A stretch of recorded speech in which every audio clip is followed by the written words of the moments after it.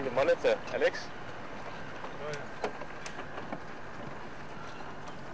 A little bit of a small one, slightly far away, but there we go.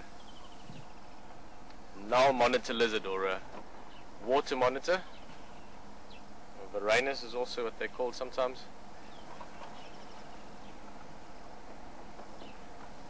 It's not a very big one. This is still a youngster, probably only 2 or 3 years old. Reptiles are especially hard to guess the age because they grow relative to how much they eat. So you could have 2 monitor lizards or 2 snakes that are at exactly the same age, and one can be much larger than the other if it had more food and better conditions.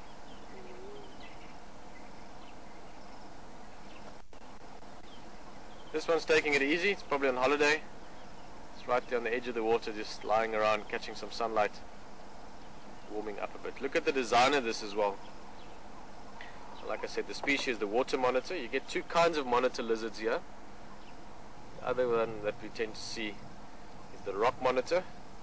I guess you could call it bush monitor if you want out here. There's not a lot of rocks in this area, but the rock monitors, they live more just in general sort of bushy habitats. They don't need to be close to water, even though they can swim. They just live sort of wherever there's bush and food around. But your water monitor lizards, these guys, your null monitor, they like living close to water. So in your river system, lake system, dam, if you go look around the edges, at some stage or another you'll find one of these. Very, very good swimmers. Nice sort of flat, broad feet.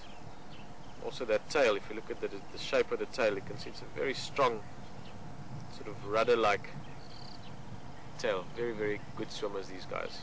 Both by floating and swimming across the surface of the water and also diving down. They'll go under the water. If they want to hide, they sometimes dive down and go lie on the bottom of the water. The bottom of the dam, I guess, or the river, underneath the water.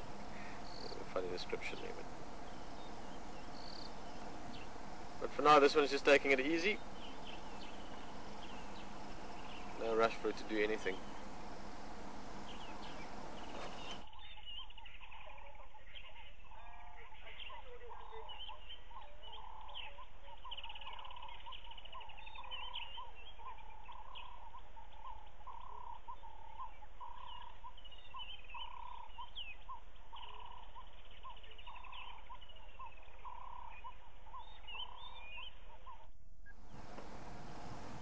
Just before we move on, we had a question from Joe, or a request. I'm not quite sure how to take that. Basically, Joe, we have been looking for those already this morning, the Mapocho males, the lions that have been roaring.